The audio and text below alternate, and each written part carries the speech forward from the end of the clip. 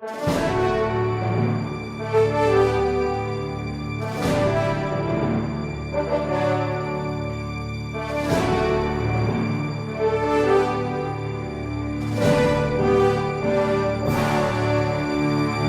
Resposta Católica de hoje, gostaríamos de responder a pergunta: como é que nós podemos nos preparar para a morte? Bom, em primeiro lugar, antes de respondermos a essa pergunta, talvez seja necessário dizer para algumas pessoas que realmente é necessário que nós nos preparemos para a morte. E isso faz parte da tradição antiquíssima da Igreja Católica. Se você tem alguma dúvida disso, o Catecismo da Igreja Católica, no número 1014, nos coloca essa necessidade. A Igreja nos encoraja à preparação da hora de nossa morte. Inclusive, lembra uma oração antiga de uma ladainha a todos os santos que diz assim: a subitânea et improvisa morte libera nos Domine. Ou seja, livrai-nos, Senhor, de uma morte súbita e imprevista. Ou seja, essa talvez seria a maior desgraça de nós sermos colhidos pela morte e não estarmos preparados, não estarmos prontos para ela. A grande verdade é que a forma de nós nos prepararmos para uma boa morte é também uma boa vida. E também o contrário. Se quisermos aprender a viver bem, devemos nos preparar para a morte. É isso que nos ensinam santos como São Roberto Bellarmino e Santo Afonso Maria de Ligório, que escreveram obras inteiras para nos ajudar a viver esta preparação para a boa morte. Então, nós, concretamente, que não temos a possibilidade nem o acesso a essas obras, o que podemos, então, dizer muito rapidamente, para que as pessoas tenham pelo menos uma noção de como se preparar para a morte? Eu gostaria de propor para vocês um pequeno texto do padre Garrigou-Lagrange, tirado do livro O Homem e a Eternidade, que foi impresso em cópia anastática pela Cultor dos Livros. No número 72 desta obra, nós temos um como preparar-se para a morte. Pois bem, o padre Garrigou-Lagrange primeiro descreve a situação da morte. Em primeiro lugar, o homem não deve ser colhido de surpresa. Nós devemos esperar a morte. Um justo espera a sua morte. Quem é pecador fica fugindo do pensamento. É claro, existe uma aversão natural ao pensamento da morte. No entanto, virtuosamente, nós deveríamos pensar todos os dias e várias vezes por dia a respeito da morte. Você veja, por exemplo, que nós, como católicos, todos os dias recitamos a Ave Maria e dizemos a Nossa Senhora: rogai por nós pecadores agora e na hora de nossa morte. Todos os dias nós somos convidados pela Igreja a fazer um exame de consciência antes de dormirmos. Exatamente porque aquela pode ser a nossa última noite. E nós podemos acordar, não aqui, mas diante do juízo de Deus. Então, esperar a morte. Aquilo um pouco que os existencialistas exortam de forma ateia e pagã, ou seja, do homem ir autenticamente para a morte, é uma coisa que a Igreja já conhece há muitos séculos. Nós devemos realmente caminhar para a morte com os nossos próprios pés. Não que nós devemos causar a nossa morte, não é isso, mas devemos ter consciência dessa realidade. Apesar disso, a Igreja ela é muito razoável com relação à morte. Ela compreende que todo mundo deve ter um certo temor, um respeitoso temor diante da morte. Número 1, por causa dos nossos pecados, que devemos sempre pedir perdão a Deus. E número 2, pelo fato de que, mesmo salvos, pode ser que nós tenhamos que cumprir alguma pena no purgatório. E o purgatório, embora seja para nós uma grande esperança, na verdade é um lugar de sofrimento, é um lugar de punição.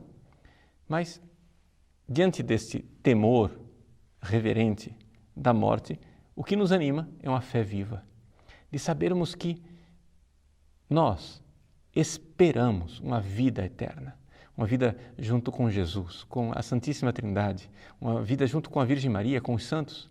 Então, a fé viva, essa é a primeira virtude que realmente deve estar no nosso coração. Além disso, além de uma fé viva, deveríamos ter uma caridade incendida. Essa caridade que cresce no nosso dia a dia, quanto mais nós vamos nos aproximando de Deus. Essa vontade de ver Deus face a face, essa vontade de amar aquele que nos ama. Então, fé e caridade são duas virtudes que devem ser cultivadas e isso vai tornando mais firme aquela terceira virtude, que é a virtude da esperança, que aqui, no caso, diante da morte, é fundamental, porque a esperança precisa se consolidar. O padre Garrigou-Lagrange usa uma expressão interessante para descrever o que é a virtude da esperança. Ele diz assim, é uma certeza tendencial, ou seja, nós devemos ter esta certeza, mas é uma certeza que nos impele para frente. Uma tendência para o futuro, para nos jogarmos nos braços confiantes de Deus. Pois bem, fé, esperança e caridade. Inclusive, a Igreja dá indulgência plenária para aquelas pessoas que, na hora da morte, renovam os atos de fé, esperança e caridade. Como dá também a indulgência plenária para as pessoas que morrem tendo nos lábios o nome de Jesus e de Maria.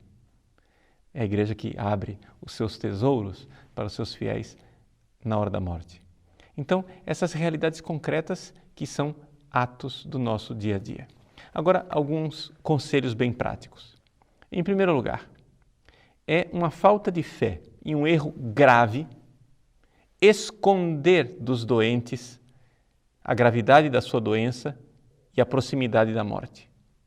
É um ato de verdadeira caridade com as pessoas, avisá-las que elas irão morrer, que a morte está próxima, para que elas possam se preparar. Por isso, esse pudor, essa coisa de ficarmos dizendo para pacientes na UTI, que nós já sabemos que estão condenados, digamos assim, pela medicina, que estão desenganados, colocar diante dessas pessoas uma mentira e dizer assim, não, você vai superar, você vai se dar bem, que é isso, rapaz, se anime. Veja, isso daqui é quem não tem fé. Você acha que o mais importante é a pessoa morrer animadinha. Não, o mais importante não é a pessoa morrer animadinha. O mais importante é ela morrer estando preparada para se colocar diante do juízo de Deus, pedindo perdão dos seus pecados. Por isso, o padre Garrigou dá um conselho bastante prático, não é? Que eu mesmo já coloquei em prática na minha vida.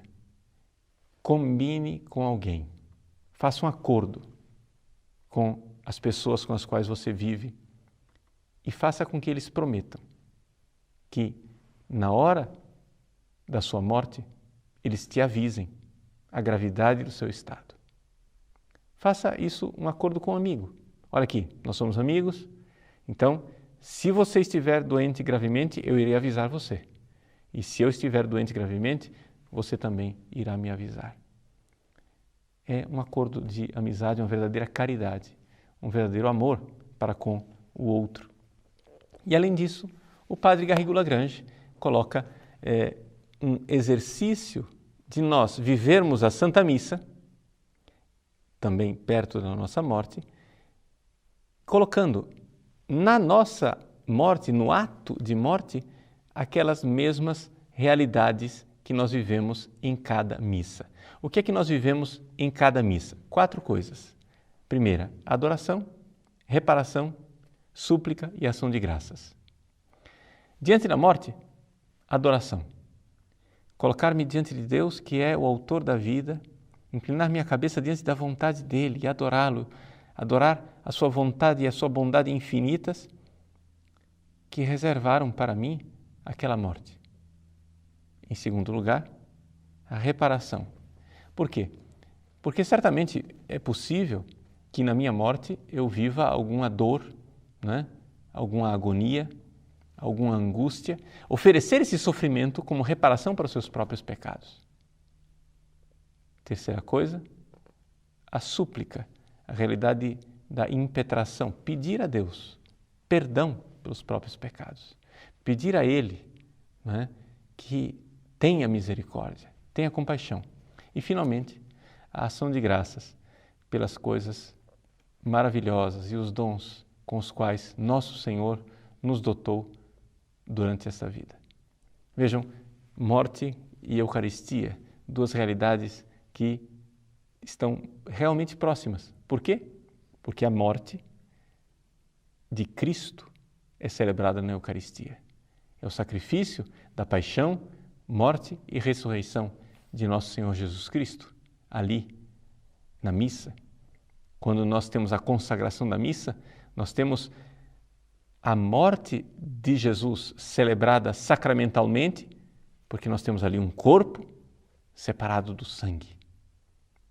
O ato da consagração, o momento da consagração é a celebração sacramental da morte de Jesus de forma incruenta. Então, nós temos aí esta ligação entre Eucaristia e morte. E, finalmente, o Padre Garrigou também nos orienta a repetirmos frequentemente uma oração na qual insistia muito São Pio X. O Papa São Pio X nos ensinava a rezar assim: Senhor, qualquer que seja o gênero de morte que vos apraz reservar-me, aceito-a desde já, com todo o coração e boa vontade. Aceito-a das vossas mãos, com todas as suas angústias, penas e dores. Porque nós sabemos, teologicamente, que a morte ela não foi desejada por Deus inicialmente, mas por causa de nosso pecado, a morte entrou no mundo. E tendo entrado no mundo, não por um projeto de Deus, mas por desobediência nossa, a morte, então, revestiu-se de um caráter de medicina, ou seja, é um remédio penal, é uma pena, uma punição, um castigo, que para nós serve de remédio. Por quê? Já que estamos marcados com o pecado, já que somos egoístas, a morte nos ensina o quanto é passageira esta vida e nos ensina a não nos apegarmos a nós mesmos e ao mundo material e colocar os nossos tesouros no céu. Onde está o seu coração? Aí está o seu tesouro. Tenhamos uma grande devoção à Virgem Maria e também a São José, que é o padroeiro da boa morte, já que ele morreu sendo assistido por Jesus e Maria, a morte ideal que todos nós gostaríamos de ter e pedir a Deus. São José, rogai por nós.